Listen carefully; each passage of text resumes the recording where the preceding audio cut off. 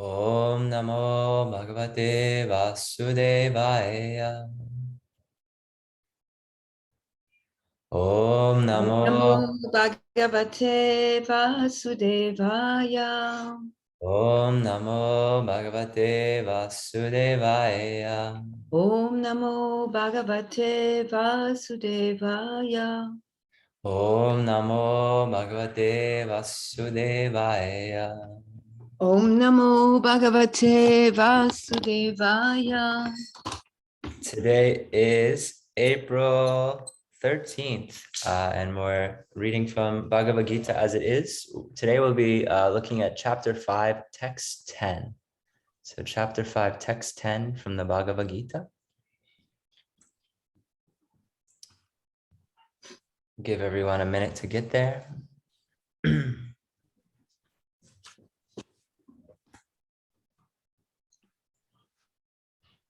And then we can start with word for word, chapter 5, text 10.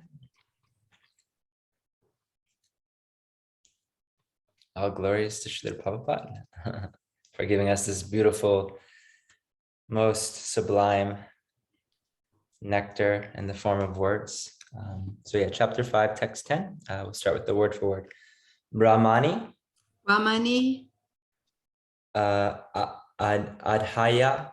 Adaya. Karmani. Kamani. Sangam. Sangam. Tva. Shakva. Karoti. Karoti. Ya. Ya. Lipyate. Lipyate. Na. Na. Sa. Sa. Papena. Papina. Padma. Padma. Patram. Padmapatram. Evam basa. Iva. Basa. Ambasa. Brahmani adhaya karmani. Brahmanyadaya kamani. Sangam yakva karotiya. Sangam chakva kahotiya. Lipyate nasa papena. Lipyate na sapapena. Padman patram evam basa. Padmapatram ivambasa. Brahmani adhaya karmani. Brahmanyadaya kamani. Sangam tvaktva karotiya. Sangam chakva kahotiya. Lipyate nasa papena. Lipyate na sapapena. Padma patram evam basa. Padmapatram ivambasa. Brahmani adhara karmani. Brahmanyadaya kamani. Sangam yaktva karotiya. Sangam chakva karotiya. Lipyate nasapapena. Lipyate na sapapena. Padma patram evam basa. Padmapatram ivambasa. Any devotees? Chapter 5, text 10, Bhagavad Gita. Anyone else want to recite? Brahmanyadaya kamani. Brahmani adaya karmani. Sangam chakva karotiya. Sangam tvatva karotiya. Lipyate na sapapena. Lipyate nasapapena. Padmapatram ivambasa. Padma patram evam basa. Brahmanyadaya karmani. Brahmanyadaya kamani. Sangam tvaktva karotiya. Sangam chakva karotiya. Lipyate na sapapena. Lipyate na sapapena. Padmapatram ivambasa. Padmapatram ivambasa.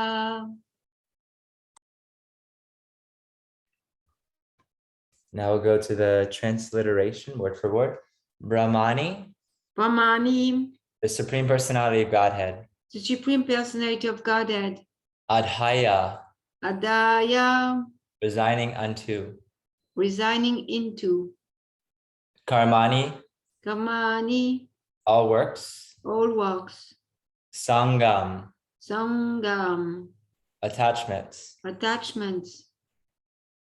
Yaktva, giving up, Tyakva, giving up. giving up. Karoti, Karoti, performs. perform.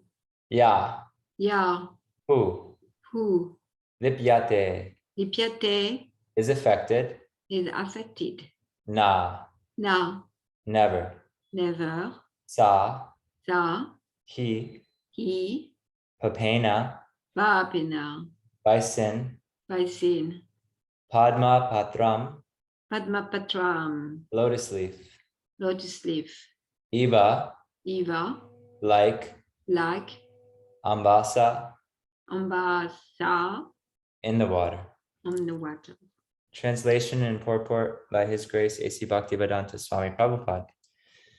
Translation: one who performs his duty without attachment, surrendering the results unto the Supreme God, is not affected by sinful action, as the lotus leaf is untouched by water. Purport: here, Brahmani means in Krishna consciousness. The material world is a sum total manifestation of the three modes of material nature, technically called the pradhana. The Vedic hymns, Sarvam Eta Brahma Tasmad Edad Brahma Nama Rupam Anam Cha Jayate, and in the Bhagavad Gita, Mamam Yonir Maha Brahma, indicate that everything in the material world is the manifestation of Brahman. And although the effects are differently manifested, they are non-different from the cause. In the Isha Upanishad, it is said that everything is related to the Supreme Brahman, or Krishna, and thus everything belongs to him only. One who knows perfectly well that everything belongs to Krishna, that he is the proprietor of everything, and that therefore everything is engaged in the service of the Lord, naturally has nothing to do with the results of his activities, whether virtuous or sinful. Even one's material body, being a gift of the Lord for carrying out a particular type of action, can be engaged in Krishna consciousness. It is beyond contamination by sinful reaction, exactly as the lotus leaf, though remaining in the water, is not wet. Our Lord also says in the Gita, Mai sarvani karmani sanyasya, resign all works unto me, Krishna. The conclusion is that a person without Krishna consciousness acts according to the concept of the material body and senses, but a person in Krishna consciousness acts according to the knowledge that the body is the property of Krishna and should therefore be engaged in the service of Krishna.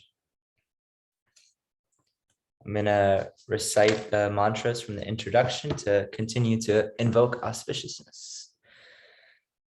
Om Ganya Timirandasya Yana Jana Shalakaya Chakshorun Militam Yena Tasmai Shri Guruve Namaha Shri Chaitanya Manobishtam Stapitam Yena Bhutale Swayam Rupa Karamayam Darati Swapadantikam Vandeham Shri Guru Shri Ukta Parakamalam Shri Guru Vaishnavam Shra Shri Rupam Sagrajatam Sahagana Raghunatavitam Tam Sajivam Sadvaitam Savadutam Parijana Sahitam Krishna Chaitanya Devam Shri Radha Krishna Padam Sahagana Lalita Shri Vishakant Pitamscha He Krishna Karuna Sindhu Dina Bando Jagatpate Gopisha Gopika Kanta Radha Kanta Namostute Tapta Kanchana Gorangi Radhe Vrindavaneshwari Vishabhanu Sute Devi Pranamame Hare Priya Vansha Kalpa Tarubhyascha Kripa Sindhubhye Vacha Patitanam Pavanebhyo Vaishnavebhyo Namo Namaha Jai Shri Krishna Chaitanya Prabhu Nityananda Shri Advaita Gadara Shivasari Gaura Bhakta Vrinda Hare Krishna Krishna Krishna Hare Hare Hare Rama Rama Rama Hare Hare Namo Vishnu Padaya Krishna Prastaya Bhutale Srimati Bhakti Vedanta Swami Iti Namine Namaste Saraswati Devi Gauravani Prachadine Nirvisesa Sunyavadi Paschata Desha Tarine. Hare Krishna, dear devotees. Thank you so much for joining me here on this Wednesday evening. I know there are plenty of millions, billions of other things you could be doing. So I'm just grateful that you're spending time reading the Bhagavad Gita with me and discussing it. So I really resonate with doing those invocation mantras and prayers because if there's any advancement in our lives, it's by the mercy of Srila Prabhupada. So if there's anything good that comes out of my mouth, any words that come out of my mouth that lead to deeper enthusiasm for practicing bhakti yoga, it's due to the mercy of Srila Prabhupada. And it's really interesting reading this purport again. Like I thought I read it a few times, but I read it again and I picked up on so many other things. But I guess I'll start. Like I have some notes, but we'll see kind of what comes up during this session. I kind of want it to be about like meaningful connections. That's been like a theme of my life recently in the last few years, is endeavoring to make every connection like filled with meaning and purpose, like every conversation, every interaction. And the most meaningful connection is the connection with the super soul, the Paramatma in the hearts. Just like this last weekend doing the Sattvato foundational again, and like being in that sacred space where like really the emphasis like on the first instruction from Srila Rupa Goswami and Nectar of Instruction, Vacho Vegam, like controlling the urge to speak, and even more so like controlling the urge and becoming graceful with it, where we're supporting one another in our process as spirit souls in our process of self-realization. Like in this purport, it mentions the word sin, and that can be like a rather triggering word. I know it was for me for a long time. And dear Govinda gave a really beautiful definition of sin, and I'll paraphrase. It's just like sin is preventing the other spirit soul from progressing on their self-realization journey. So anything that prevents us from self-realization, anything that prevents us from turning within and connecting with ourselves as a soul, discovering the diamond that's within, and anything that prevents us from turning towards the Supreme Self, towards Lord Krishna in a mood of devotion. That's the definition of sin. Another word in here, it's like attachment, sangam. I guess I'll really put another emphasis on that word he used here in the purport. And one who performs his duty without attachment, and this idea of being free from material attachment. So there's a story, I've heard it a few times. I'm not like the best in it, so please, any corrections. And it's the story of Sukadeva Goswami, and how he endeavored not to have any attachment. Hi Casey, welcome. We're doing Bhagavad Gita, chapter 5, text 10. Thank you. Chapter 5, text 10, yeah. So talking about this word sangam, attachment, and performing our duty without attachment. And the story of Sukadeva Swami, who was really sincere about self-realization, so sincere that he wanted to stay in his mother's womb. That he refused to take birth because he thought he would have he didn't want any attachment to the material world. So apparently, I believe it was 16 years, and when he came out of the womb, he just left. He just went to the forest, and he had my understanding, please correct me at the end or right now, my understanding is that he realized impersonal Brahman, he had a high level of realization in the realm of impersonal Brahman, and he was free of suffering. But his father, who was Vyasadeva, knew that there's a kind of, so Sukadeva was free from material attachment, and he was, in this impersonal, realized, free from suffering. But his father Vyasadeva knew that there's a kind of a sargam, a kind of attachment that it won't bring you down. It's a kind of spiritual attachment, and that's an attachment to Krishna. And then so Vyasadeva was also like, he knew that the Srimad Bhagavatam was an incarnation of Krishna during Kali Yuga. So he sent, apparently Vyasadeva sent some of his students to the forest where his son was like meditating. And he said, just chant some verses of the Bhagavatam. And so his students go there where Sukadeva is meditating, and they chant the verses. And then Sukadeva noticed that he had an attraction. He had an attraction to these verses, and he was really confused. He was like, I'm free. Like, I thought I was free from attachment, and he was free from attachment of material things. But naturally, like as a spirit soul, we're attracted to what's spiritual. We're attracted to anything that is related to Krishna, to the Lord. So yeah. The idea, right, is like we're giving up attachment to material objects, attachment to impermanent objects. Often we're like reminded of the zeros, like, think of 1 0, it's a 0. And now a string of 10 zeros, still 0, 100 zeros, still 0. But if you put that 1 in front of the 0, that's what gives value. So bhakti yoga, Krishna consciousness, remembering and serving like God, serving the source.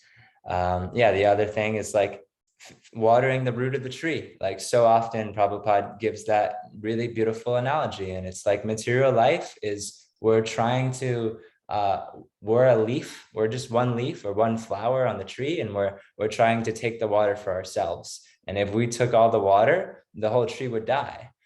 Similarly, like if the hand just held on to the food, we would die. Like so we're spiritually malnourished if we're not giving our time and our attention and our energy to the source of where we come from. Let's see. Next, going a little bit out of order. I guess I like facilitating classes where it's like more group participatory. So I'm going to take a brief pause there, and I would just like to hear any reflections or questions, like anything that I said that you liked. And if you don't have anything, I can keep going.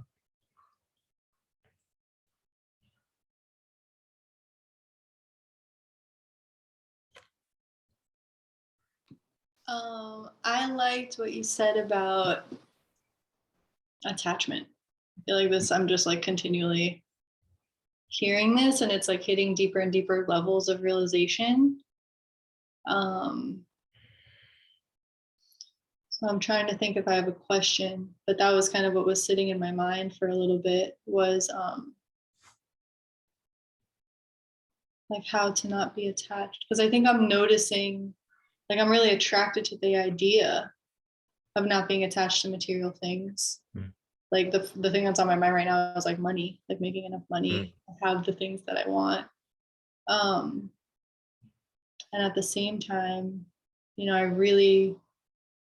I do really believe that like I am fully, well, I don't know if I fully believe it, I don't know if I'm fully trusting it, but I want to fully trust it. I'm really attracted to the idea that I'm fully sustained by the Lord, that everything is Krishna's energy. And I just see these two things kind of battling in me, like pretty constantly. And I don't know what the answer really is, except chant more. Thank you for sharing. I hear attachment and your relationship like with money and you cited actually one of the 6 processes of surrender given in like the beginning of I think the Chaitanya Charitamrita. It's like depending entirely on the mercy of the Lord, like for sustenance. And Jesus, he said, Jesus says like the birds and the bees don't have to worry about money and food. Like why should we? Like why are we worried? And I experienced that myself. Like I equally have like anxiety, like just even talking about money, like I'll feel like just a pressure in my heart. And I'm equally endeavoring to be free from that anxiety. Like Vaikuntha is the place without anxiety. and then yeah, looking at birds and bees, and like what I wanted to talk a lot about this chapter, so this is good. And like in the beginning of this chapter, Arjuna is like, okay, what's better? He's like, which of the two is better as far as renouncing work or working with devotion? Like that's what the conversation in this chapter is about karma yoga, action and Krishna consciousness. And yeah, if you look at the birds and the bees, like they're working. Like the bees are like they're working 24/7, they're engaged. And similarly, like work's gonna happen. Like our like as humans, especially during Kali Yuga, like it's said that like there's different meditation processes for different eras. And yeah, the process of like sitting silently is like a 60,000 year, apparently 60,000 year meditation process that you can do in like Satya Yuga. And that's not possible for us in this age. And then our minds are just so disturbed and so like running and so antsy. My mind is so antsy, and it feels natural to move and to work. And then so it's like, yeah, like we're gonna the nature of the mind is to work, and to be active. That's actually something else that I'm struggling with, because I understand that it's my nature to work. I can feel that, like my nature to be active, but it's so easy for me to slip into like overworking. And I'm trying to figure out like what perspective actually, like what Krishna conscious perspective is the most helpful there, like, because then, I'll like say yes to things because I'm like, Krishna's putting these things in my life. Like maybe it's not, that's so valuable. It's putting clients, putting opportunities into my life. Like I need to honor that, as like Krishna's energy, and he's trusting me with this. And then at the same time, it's like when I'm doing too much, I'm not as potent, and I'm not able to give 100%. And I feel like that's also like a continual battle. So like, where is the line with work and rest and activity and not?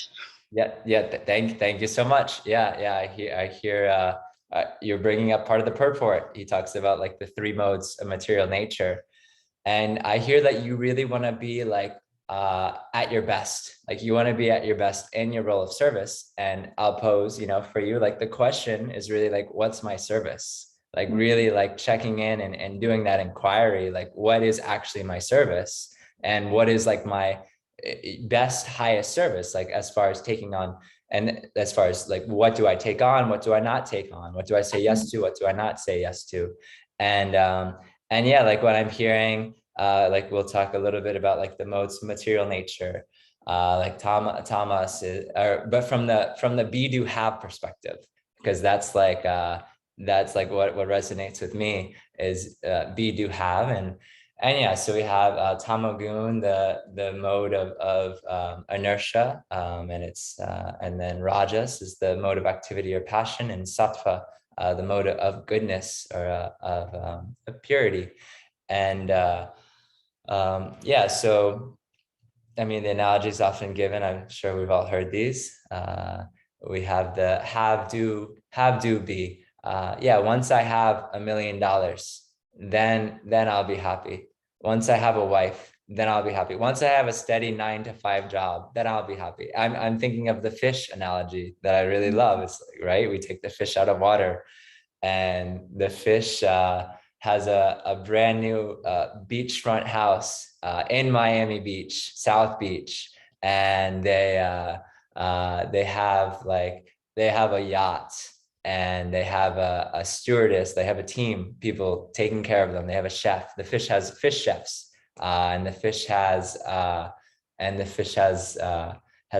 beautiful fish spouse and 2 beautiful fish kids who are going to be a lawyer and an engineer. They're like top in their class, and the fish has a 401k and like does his taxes on time, and is really prepared, a really prepared fish. And then like, what's the fish gonna do? It's gonna flop around and die because it's out of water, right? It's like pretty simple. So who are we? Yeah, right. Like think of a picture when you're 7 years old. Like I can see a picture of when I was 7 years old. Like I say that's me, but from science, this is like the merging of spirituality and science. Like from science, there's no atom, no chemical molecule that is the same that is in the body when I was 7 than when I am now at 26. But there's something that I say, oh, that's me. So that's some unchanging, constant identity that gives life to the body. And yeah, Bhagavad Gita 2.13, as the body passes, from a baby body to a teenager body to an adult body to an old body. Similarly, the soul passes to a new body at death. And yeah, so be do have. So that's the have, like that's the have do be. That's okay. Once I have this, and I see that as so prevalent in like our culture, like in the United States, like everyone. It's like that is what we're searching for. That is what we're going. Like in high school, it's like we're gonna be in top of our class so we can go to college. Like once I get into a good college, then I'll be happy. And then it's like in college, once I graduate, then I'll be happy. And then once I get a job, I'll be happy. And it never ends. We're always like, we are, I think in the beginning, in the introduction of the Bhagavad Gita, or maybe it was a different introduction, but Srila Prabhupada was writing like, we're anandamaya, like naturally, like as spirit souls, we're seeking pleasure. But the only pleasure that's satisfying is spiritual pleasure, is pleasure that is eternal, because we are eternal. So the have do be doesn't work when we're seeking things that are impermanent. And we're calling the story of the king, I forgot his name, the king who had 100 sons, who told his sons to seek the pleasure which seek the happiness which withstands the test of time. And he compares any other happiness, anything that's impermanent, he compares to what the stool eaters have, what the pigs and the dogs have. And like whenever I hear that now, I'm thinking of like the story. I don't know the full story, but I think it was, Lord Indra, he got like cursed to become a pig, and he was really happy. He was like, I'm having, intercourse with my pig wife. I have a bunch of little pig kids, and he was like, thought he was happy, like just being a pig, like rolling around in stool and eating stool and all of that. And he finally realized that like it wasn't like I forgot who came to him, but it was like, yo, Indra, like you're the king of heaven, like you're the lord of one of the heaven realms, like you're just in a pig body, but you can come back now. And Indra was like, no, like I'm happy, like how dare you question my happiness? I'm very happy eating shit and rolling around in shit. And apparently like the thing that like really snapped him out of it was like the farmers that he was owned by like started killing his children in front of him, and he was going to be killed. And then he was like, okay, all right. And like so often also it's like related that like this material life, like the truth, is death. The truth of having a body, like this body, it is death. And it's sobering, like that's really sobering for me. And then the other do have be is like the mode of the rajas, the mode of passion, the mode of activity. And do have be would be, okay, like as soon as I finish my to-do list, like as soon as I do all these things, then I'll meditate, then I'll practice spirituality. As soon as I do this, then I'll actually take care of the driver of the car, like then I'll actually take care of the soul. And then sattva, be, do, have is from this place of being, from like practicing bhakti yoga, from showing up in community like this, just showing up, just listening to the Bhagavad Gita, just hearing the Bhagavatam. It says all the knots in your heart, or all the, I don't know exactly, but I forgot, it's often read, just like all the suffering in your heart, like is almost completely destroyed just by listening. So in the place of being, doing, following to whatever capacity our understanding is, connecting with the Paramatma, connecting with our highest internal guidance, and then endeavoring to follow the pure guidance of Srila Prabhupada, like given through this parampara, through this disciplic succession. And and through that place, like developing this being where everything else naturally arises, like the doing and the having, and being is like it's like a balance point, where like the doing, like where I like what Dear Govind also says, like that, like to the amount that we're like enthused and like excited to do the work that we're doing, that means we're coming from that place of sattva. Like, so if things are starting to drain us, like if we feel like, oh, like the have to, like it feels like, oh, I have to, like I have to do this, whatever it is, like a meeting, you know, an exercise, I have to, or even spiritual practice. But to the extent that we have like that have to energy, it means we're not coming from sattva, because sattva is naturally, as spirit souls, we're naturally like growing and becoming more excited and more enthused and more dedicated to our being, to our own sadhana, and to serving our Sangha and serving Srila Prabhupada. Yeah, thanks for reflecting that. Thank you.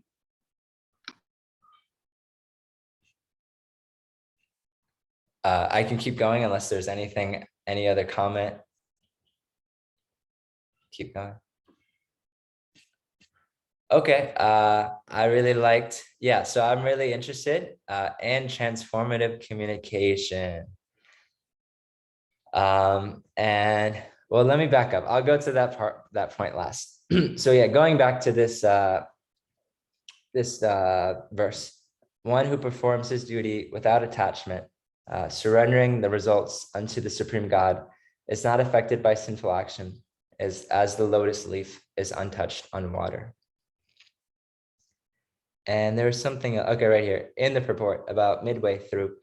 One who knows perfectly well that everything belongs to Krishna, and that he is the proprietor of everything, and that therefore everything is engaged in the service of the Lord, naturally has nothing to do with the results of his activities, whether virtuous or sinful. Right, so we established that we're naturally going to do work in the world, and with work, any action has a reaction. So there's gonna be things that happen just based off of our natural like doing things in the world. Like if I planted a seed in the ground and I watered it and I took care of it, it would naturally grow. And now thinking of the seed, let's say I planted a mango tree.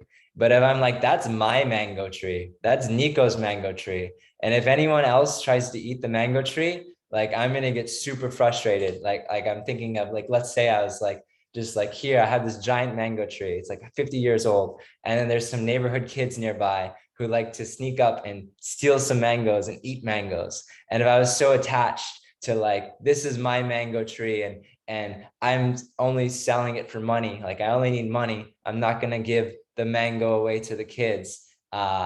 And like, I would just be miserable and I'd be suffering, like this idea of me and mine. I have a funny story actually. So I lived in India for like 11 months and I was staying in Benares, in Varanasi.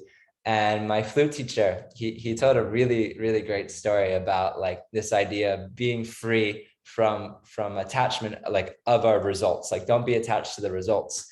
And he said he was learning English, like in like whatever grade, I don't know, first grade. He was young, like 5, 6. He was learning English, and they were doing pronouns, and it was like me, mine, you, yours. And he was like, that's the problem. It's like, that's the problem. that we have this concept that like, oh, this is mine, like this is my body, and this is my house, and this is my mango tree, and that's yours. And yeah, now I'm thinking of like the definition of like spiritual compassion is right. It's seeing the suffering, feeling the suffering of others as one's own, and feeling the happiness of others as one's own, rather than this really like twisted thing that I see in myself, and I can assume it's, you know, just in our society as Kali Yuga, is like, I'm happy when someone else is suffering. And I'll say, I can actually say that very safely, that like people get a lot, you know, people get some kind of gratification or some kind of sense enjoyment out of seeing others suffering, because like any kind of newspaper or like got like magazine or whatever about celebrities. It's all about them suffering, about their drama in their life. And we like just our culture, like invest time and energy into it. So clearly they feel they're getting something out of it. And then yeah, like this concept of like really being able to have empathy for everyone around us. Like life is really challenging, and yeah, like it has naturally there's days that have good weather, and then naturally there's days that have terrible weather. So like similarly in life, like we will have gains and we'll have loss, and we can, and then as far as our community and our family and those around us, like we have two choices, right? We either have a choice to practice this spiritual compassion, like, oh, you know, you like I'm happy for you, like I'm happy for you, or like this empathy, this practice of empathy, this transformative communication of empathy, like being able to like step in the other person's shoes and like really sit with them in whatever emotion, like good or bad, they're feeling, and also supporting them to self-realization, to getting off of the Titanic, like whatever, anything else is just rearranging the chairs on the Titanic. And I know later in the Bhagavad Gita, I forgot which chapter, towards the end, it's like these modes of material nature are described as a machine, and the goal is to get off the machine altogether. And yeah, so transformative communication, the essence of it is to support the individual to connect deeply with their highest internal guidance, which is super soul, and starting with this individual, starting with our own connection with super soul. And I'm going to quote a letter that I've heard from David, and apparently it was used in Sapporo, but it's a letter about listening from Srila Prabhupada to Balavanta Das. And yeah, just kind of paraphrasing a little bit, Prabhupada was saying, like, if we want intelligent people like to embrace this process of Krishna consciousness, then it's important that we are really good listeners. Even if they're speaking nonsense, like it is important that we're listening. And apparently there's other letters too about, yeah, Srila Prabhupada's emphasis on being a good listener. And he cites the example, Prabhupada cites the example of Lord Chaitanya, who for 7 days listened to Sarvam Bhumbata Charya. And that's a story, I believe it was in Benares, maybe somewhere else. But yeah, Chaitanya, this Mayavadi philosopher, was preaching to Chaitanya. And for 7 days, Lord Chaitanya just listened. And then at the end, Sarva Bhumbata said, like he was like a little confused. He was like, you just listened to me for 7 days, like did you even understand it all? And like Lord Chaitanya kind of showed that he did, yeah. And then naturally, like Chaitanya took that as an opportunity. It's now I'm gonna preach like bhakti yoga to this Mayavadi philosopher. And what I'm getting from that story is just like the process of listening to one another, and how like this is actually a really high level service. It is being able to come from this place, like come from this place that my intention is to help this person, like being in service, right? Like, so performing duty, performing action, but being in a mood that like, I want to help this person like progress in their spiritual life, like in the process of self-realization. And I want to help this person connect to their highest internal guidance. Like I'm trusting this person that they're the expert in their life. And like, yeah, the expert is Paramatma, Krishna in the heart. So really, yeah. And like, I find that so rare. Like there's so many, every other conversation I've had outside of like this community, or I'll say 90% of conversations I've had have been like just roadblocks, like to effective communication. They haven't really supported me in looking within. They haven't really, it's always like my parents are advising me what to do, or yeah, people like yeah, I don't have to go through all the roadblocks, but what I'm getting at is how it's such a great service just to listen to one another, and then yeah, connecting, like first and foremost, connecting with ourselves also, as the Paramatma in our heart, connecting with that place, like, and the amount that we're like alive in our own process of chanting and of reading and of associating and of eating prasad and serving prasad, the amount that we're in our own, and singing and dancing, these very like natural things to the soul, the amount that we're alive and practicing and inspired in our own practice is the amount that we can help others in their practice. And then it just becomes like an upward spiral, like just supporting one another, supporting one another, supporting one another. And yeah, I am feeling pretty complete with everything that I just shared. Time looks good. So I'm going to chant the Sanskrit one more time and then the English, and then we can have a full discussion. Brahmani hadaya karmani sangam tvakva karotaya lipyate nasa papena padma patram ivam basa. One who performs his duty without attachment, surrendering the results unto the Supreme God, is not affected by sinful action, as a lotus leaf is untouched by water.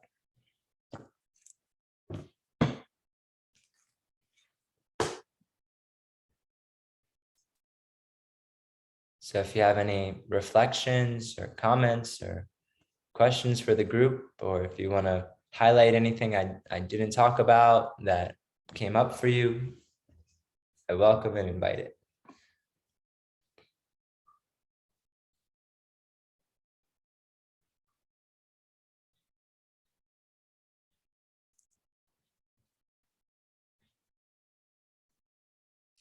If there is no question, I can always make a question. Okay, good. Thank you, Nico, for your class. I really love this verse, and I'm grateful for you to choose that verse. I really like the analogy of the water and the lotus, and to imagine like our responsibility is to work, because it's our nature is to be active, like you said, like animals. And I really like the analogy you gave with like the birds, all animals, they work so hard. Like the bees, they don't stop 24 hours a day. I really like that you took that analogy. And so the nature of the self is to be active, and then we are going to act, and we are not entitled to the result of our action. And if we surrender our action to Krishna, so regardless if it's auspicious or inauspicious, Lord Chaitanya said auspicious or inauspicious is all one. It's not, it's all wet stool, dry stool. And then we are not touched by the law of karma. We are above the law of karma. It's like a lotus in the water. So that's very, very beautiful. So my question to you is to go back to Varanasi, where your teacher say you and I and me, and the mango and all that. So detachment and nothing belong to me, nothing belong to you. So, okay, so that mango tree doesn't belong to you, so I can take all of them and go sell them and then buy meat with it. They're not yours. So I do whatever I want with them, and they are not mine either, but then, like that. So how do we combine that understanding of, because that's also impersonalism. That's not the way Krishna wants us to see things. And then at the same time, be personal, and while, detaching from the I and my. So that's my question for you. Yeah, I appreciate it. I feel like I didn't fully like go into it. Like, I guess I just stopped, that there, like, oh, no, not mine, not yours, and Krishna's, all Krishna's. I think that's my response. Yeah, all Krishna, appreciate your response. And then all Krishna also, like, and Krishna put us, like I will give you an example like of impersonalism among Vaishnavas. Okay. So you have a temple and it's a temple of Krishna. And then maybe in the temple room, there's a harmonium in that temple. And harmonium are very, very fragile instrument, very beautiful instrument. But it's Krishna's harmonium. So within 6 months, it's beaten up, finished, doesn't work anymore. I'm just putting that to you to meditate on. The worst car that I've seen in my entire life, the most beaten car I ever seen in my entire life was temple car, like Sankirtan vans, Sankirtan car, because they are all Krishnas. I mean, I'm trying to understand your point a little bit. So it's like you see like that can be another another incomplete realization, like, oh, it's all Krishna's, I can do whatever I want with it. It's like really making distinction. I was just amused. I wanted to put a question because your teacher in Varanasi, and I was just amused by it and the mango, and I was thinking, okay, well, let's see what's the combination of all that without being impersonal, because it's all Krishna. Sometimes it's become almost it's all one, and then we are careless, and then it's mine and you cannot touch it. Then it's like attachment to material things. So what is a balance there? To have an harmonium that always stay paka, Prabhupada will use paka, like really very well taken care of. And all the car, Krishna's car, are the best cars that exist in the world, not the worst one. Yes. Yeah. So endeavoring, I'm hearing like, endeavoring to take care of everything, because it's God's, like it's our source, like it's his property, and I'm the servant, so I'm going to take care of the property. I like that. Yeah, it's such an honor. Like I'm going to take responsibility for that harmonium, and I will make sure that it's not beaten up after 6 months. So those mangoes, they are not mine, they are Krishna's. But Krishna put me in charge of this mango, and I will make sure that people don't come and take those mangoes and do whatever they do that's not for the service of Krishna. And I think that's the word that I was missing, is like responsibility, like responsibility to like really embodying and practicing what Srila Prabhupada's teaching. So that way, we are doing things that are in alignment, that are in alignment with the interest of the Lord. Yeah, I really like the way you say that, alignment with the interest of the Lord. Yes. And then Nirvishesha Shunyavadi, like Nirvishesha, our tendency, even more so in the West, is impersonalism. And so to really combat and be like really strong against impersonalism within our heart, because we are full of impersonalism, and within our action and outside of ourselves. Yeah. I think that's in Prabhupada's pranam mantra, like, to deliver the West, which is filled with impersonalism. Damayanti, I saw your hand was raised. Hare Krishna, thank you for the class and discussion. What we just discussed, I have something else I want to share, but just responding now, and I'm not in a rush to share the other thing, but it like brings in what we just discussed, brings like a new meaning to the phrase personal responsibility. So if you're taking personal responsibility, then there's an actual name to everything which is being taken care of. Like, Damayanti cares for their mridangas, and Bhakta Nico takes care of the harmonium. Like everything would have kind of like a person behind it that's taking responsibility. Like in service to Krishna, there's a name, personality attached to kind of each service. I don't know, I just saw a new meaning for personal responsibility versus impersonal responsibility, where there's no person behind each job, or so. I like that. Yeah. Like just personal responsibility, like giving the person behind it instead of just like this vague, like, oh, we're all responsible for this thing, and then it gets not taken care of. Yeah, because like if it's Krishna's Sankirtan vehicle, who's the person who's servicing the vehicle? Is it Krishna servicing the vehicle? We just know he magically does it behind the curtain, and no, there's got to be a person. That's, I mean, yes, I guess some people could have that faith and that Krishna could show up as a mechanic and stuff, but like, I don't know. Yeah, what's practical? Yeah, the servant is responsible for taking care of the mridanga or the drum or the car, like, and we are the servants, like that's our natural constitutional position.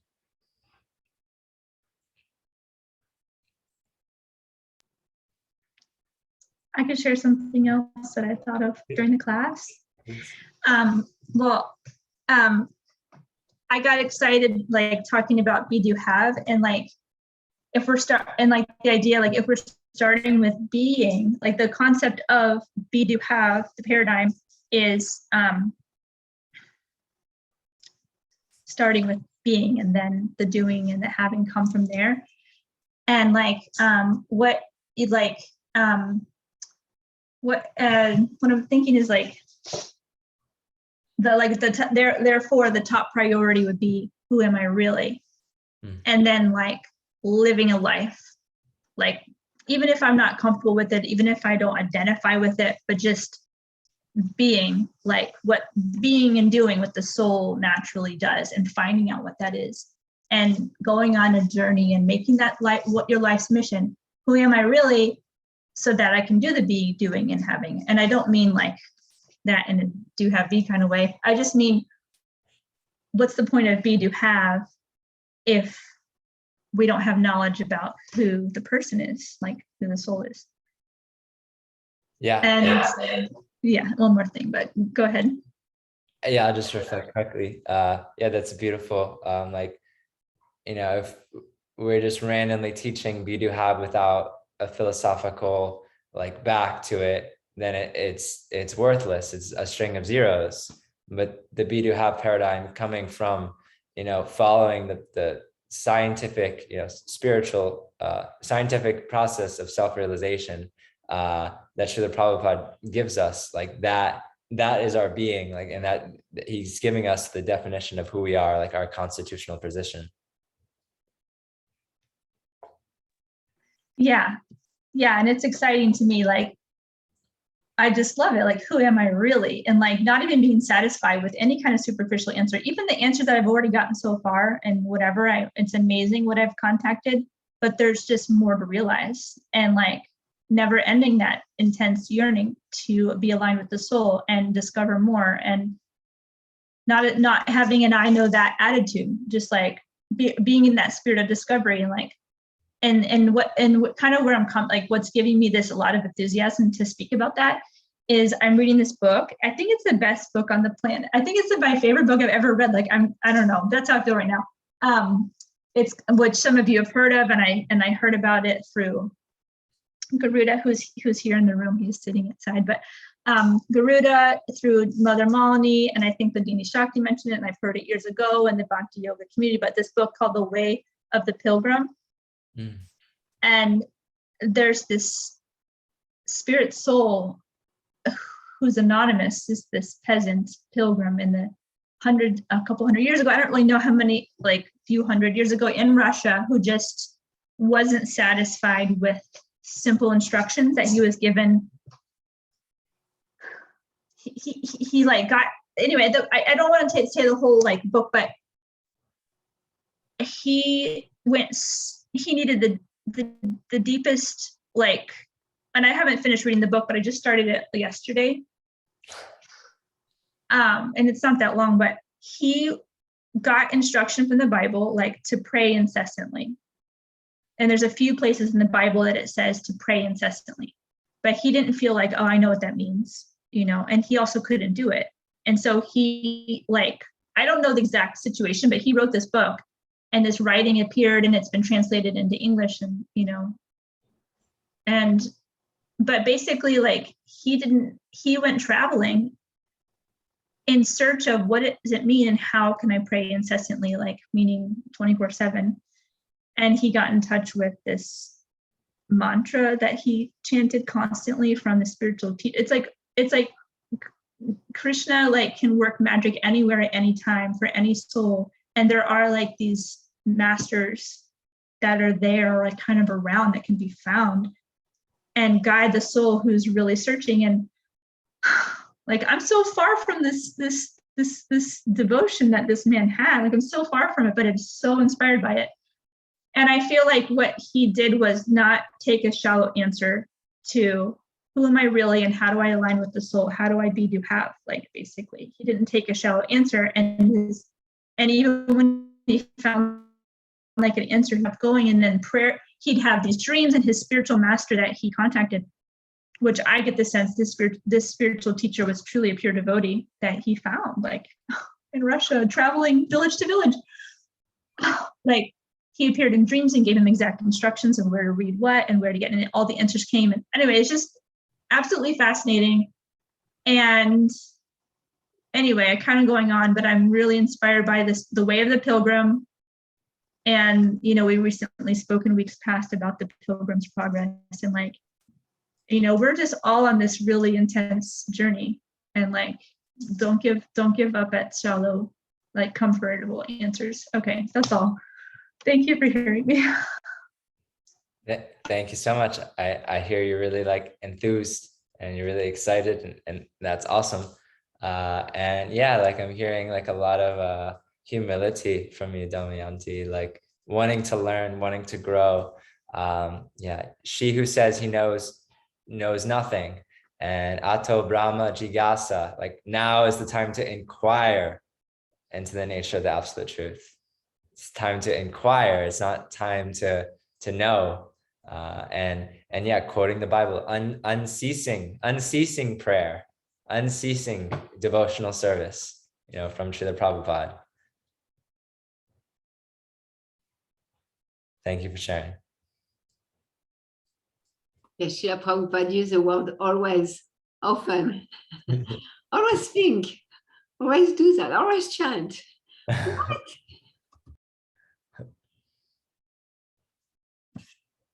Lakshmi Priya, is there anything that you would like to say? I don't think anything specifics coming up. I've got a lot of reflection from the weekend that we just had with the foundational course, and I'm enjoying listening as I usually do, and reflecting. I do have a different way of processing than most people, but I did get into the Pilgrim's Progress because everybody was talking about it for a while, and I enjoyed that. And now I'm hearing about this one, so I'm just thinking, oh gosh, how do I find time to read even more and be more immersed? I already feel like I never get enough time to read, but thank you for your enthusiasm, Damayanti. It's been beautiful, and thank you, Nico. You're always enthusiastic, and you were especially enthusiastic this weekend. I'll just reflect for a second that having you here as a devotee with so many new people who weren't accustomed to being with Krishna conscious people all weekend was really such a gift. It was so nice for me not being the only one. It was so much less of a battle for me, and it's so much more, you and I have such different ways of being, but yet both devotional, that it really filled the house with a lot of balance and a lot of I don't know, just very grounding to be supported by you, and to hear and observe your conversations with everybody as you mingle through it. I didn't have to carry the whole load of being the only devotee. So I just want to thank you for that. And I can tell that you're riding high on that wave too. I can see it in your enthusiasm. And so it was a really extra special class, knowing what you just went through. Thank you. That's all I got to say. I'm happy that you felt supported and you feel inspired. Yeah, thank you for supporting me equally.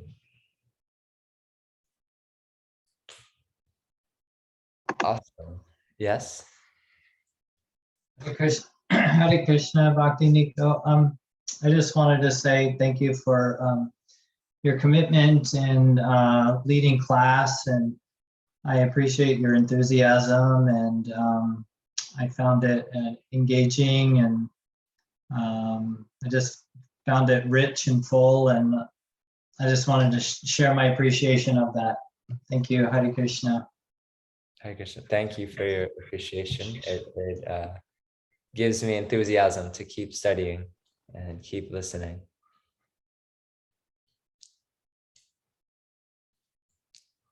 Okay, well, if I there's just want to nothing- add that it's contagious when we're all excited. You know, Garuda was here yesterday, excited about something. I'm sensing Damayanti's excitement on this new book, and she's smiling so big, her teeth are just glowing. And Melanie, you're here just bouncing off and challenging Nico with these little spurts. And then I'm looking at Nico's permanent smile, and I'm thinking, where would we be without each other? So that contagion is really beautiful. I'm glad to be a part of it. Thank you, everybody. Sadhu Sangha Jai, Bhagavad Gita ki Jai, Jai. Prabhupada, Srila Prabhupada ki Jai. Thank you. Jai. Thank you, Bhakta Nico, for a wonderful class. Very enlivening, enthusing, right, full of very important philosophical points. Hare Krishna. Hare Krishna. Thank you. Thank you.